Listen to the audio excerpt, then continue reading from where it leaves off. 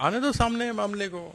ये तो केस वे सब पर लगते रहेंगे, झूठे case, fabricated case, fake case चलता रहेगा।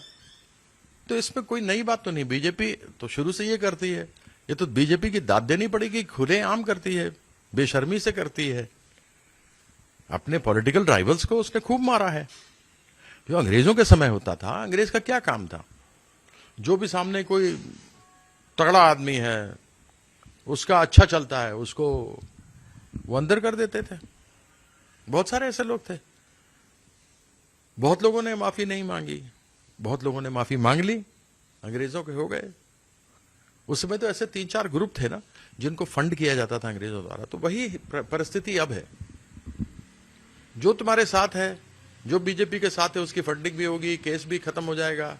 जो बीजेपी के साथ नहीं है, उसकी फंडिंग नहीं होगी, उसके केस खत्म नहीं होंगे, यदि हैं तो।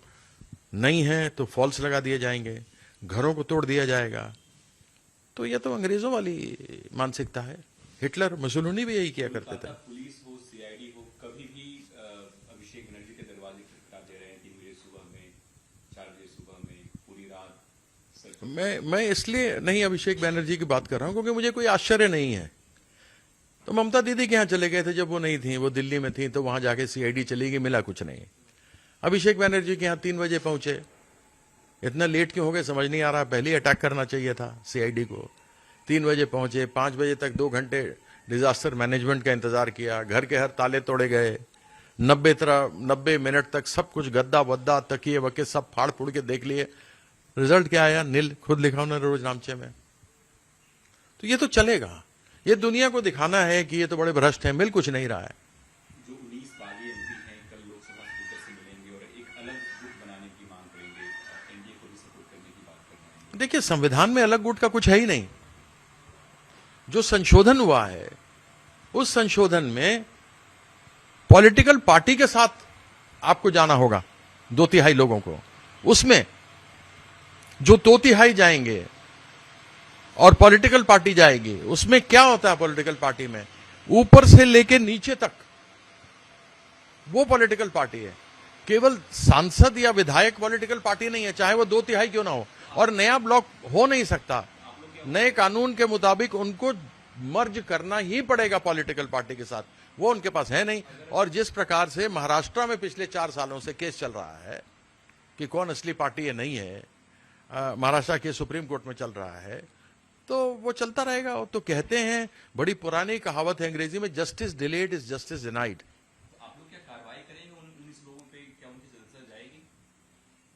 नहीं, हम देखते हैं आगे क्या होगा कार्रवाई। 2/3 तो कर ही सकते हैं ना, लेकिन पॉलिटिकल पार्टी चाहिए उनको। लेकिन जो भी है, पता तो लगा। एक और नाम सामने, नाम जो नहीं मीडिया में चल रहा था, सुदीप बंदोपाध्याय। उनकी पत्नी को भी डिप्टी एलओपी बनाया गया था, फिर वो नाखुश क्यों? उनका नाम तो नहीं आना चाहिए। ममता बनर्जी नहीं, देखिए, मुझे जहां तक ध्यान है, पिछले लोकसभा में सुदीप बंदोपाध्याय को कुछ महीने जेल में बिताना पड़ा था।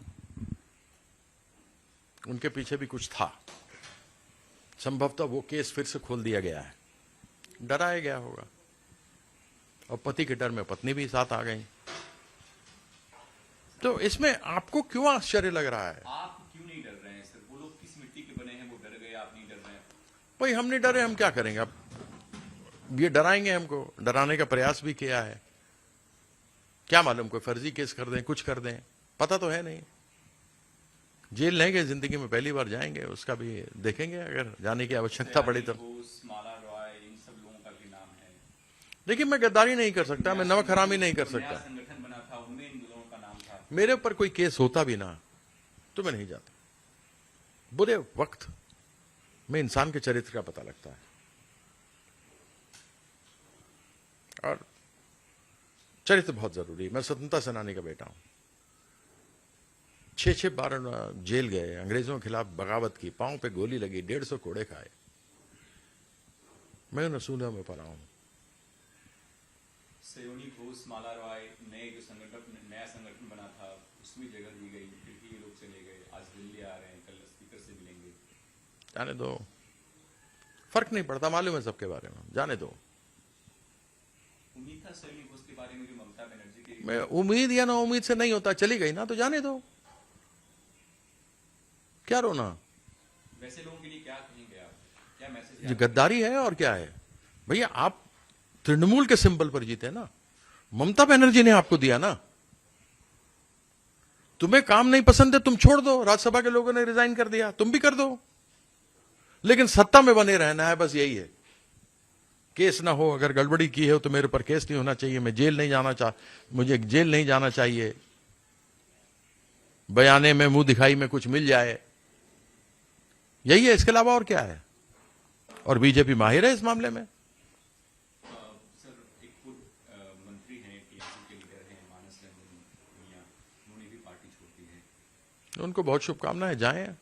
मानस रंजन भुनिया तो व्हाट्सएप पे अपने अपने काम दिखाते रहते थे, मंत्री जी मैंने ये किया, मैंने वहां उद्घाटन किया, फलाना किया, मुझे भेजते रहते थे, कीर्तिदा केमन अच्छे क्या है क्या नहीं है, बोले बहुत बढ़िया है, चले गए। वो भी होगा कोई दबाव, कुछ किया होगा, या उनकी फाइल बना दी गई होगी, तो इसमें घबराना क्या है, मुझे समझ में नहीं। अब इस चीज को लेकर कोई समस्या नहीं है। ममता बनर्जी के हम साथ हैं, पार्टी उन्होंने बनाई, उसका हम सम्मान करते हैं, ममता बनर्जी के साथ रहेंगे। वो मुझे ले जा करके 24 में, जब 2015 में मैंने भाजपा का भ्रष्टाचार डीडीसी में अरुण जेटली का उजागर किया था, तो इन्होंने मुझे पार्टी से निकाल दिया था। सरकारी कागज थे वो, मेरे नहीं थे। मैं भटकता हुआ, दीदी ने मुझे आसरा दिया, 10 साल भटकता रहा, दीदी ने आसरा दिया, आ दिया तो मैं क्या, जिसने मुझे आसरा दिया, जिस थाली में खाया उसी में छेद कर दूं।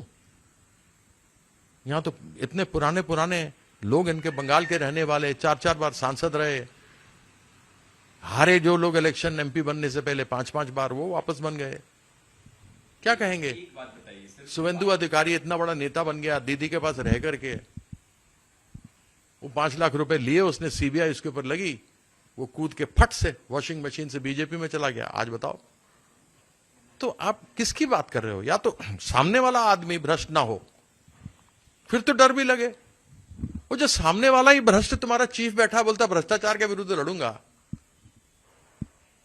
तो वही बात हो गई ना, जिसके घर शीशे के होते हैं दूसरे घर पत्थर नहीं मारता। टीएमसी सर अब लगभग 3 भागों में बट गई, एक तो एमपी, दूसरा बागी एमएलए कह रहे हैं कि मैं देखो, बागी वो होते हैं जो किसी अच्छे उद्देश्य के लिए लड़ते हैं। मेरे पिताजी बागी थे अंग्रेजों के विरुद्ध, क्योंकि वह आजादी की लड़ाई लड़ रहे थे। वो लोग बागी होते हैं, कहने दो, क्या है कहने से क्या होता है। बहुत सारे लोग हैं बड़े अपने आप को कहते थे हम तो हिंदू राष्ट्र भारत भारत कर रहे थे, अंग्रेजों का समर्थन कर रहे थे, दुनिया जानती है। ये लोग तो भगौड़े हैं, ये लोग गद्दार हैं, जिस सिंबल पे लड़े उसी को तोड़ रहे हैं। आप समझ ही नहीं आ रहा, तुमको जिताया विपक्ष के लिए, तुम जाके बैठ रहे हो सत्ता पे सट रहे हो। तुम सत्ता में हो या विपक्ष में हो, यह तो बताओ, क्या हो तुम। तो सांसद जो है वो हो गया भाई, ऐसे ही पूछे जा रहे हो तुम क्वेश्चन को, वो थोड़ा हो रहा। सांसद जो है वो एनडीए को सपोर्ट करेगा और विधायक जो है वो ऑपोजिशन में बैठेगा, ऐसे कैसे। इनको मालूम ही नहीं, इनको कुछ नहीं पता। ये सब या तो पैसे से आए हैं, या फिर इनको डराया धमकाया गया है, या इनके पुराने केस खोल दिए गए हैं। न तो मालूम है सांसदों को और न मालूम है विधायकों को, इनमें कोई है ही नहीं तालमेल। वो अलग बैठ करके वो बैठे हैं, ये इधर अलग बैठे हैं। ये कहते हैं कि हम अलग से समर्थन करेंगे, वो कहते हैं नहीं साहब हम विपक्ष में, विधायक बोलते विपक्ष में बैठेंगे।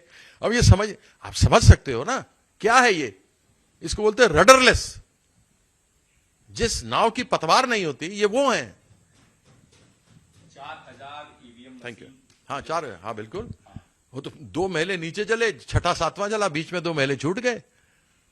इसका जवाब कौन देगा। उस 4000 ईवीएम में जले हैं, उसमें ममता दीदी का भी था। अरे बहुत हेरा फेरी हुई, 187 में जीत रहे थे। इलेक्शन कमीशन ने 2 बजे तक तो डाला ही नहीं ट्रेंडिंग की, कौन जीत रहा है कौन हार रहा है। मार मार के पीट पीट के सारे आदमी इनके बैठे हुए थे, हमारे लोगों को पीट पीट के निकाल दिया, जबरदस्ती हरा दिया गया। केवल 30 लाख का अंतर है, वो भी अगर पुनः काउंटिंग हो जाएगी तो वो 30 लाख हमारे फेवर में हो जाएंगे, वो कैंसिल हो जाएंगे बीजेपी के। तुम्हारे 200 मेरे 700, मेरे 700 तुम्हारे में लिख दिए और तुम्हारे 200 मेरे में लिख दिए। कोई है नहीं वहां बैठा, कौन देखेगा। तो ईवीएम भी नहीं है सर। कुछ नहीं है। अरे क्या नहीं खेल हुआ है।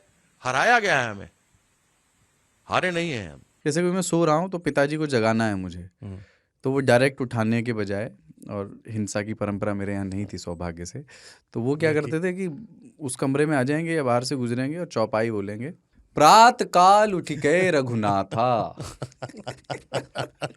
मात पिता गुरु नावई माता।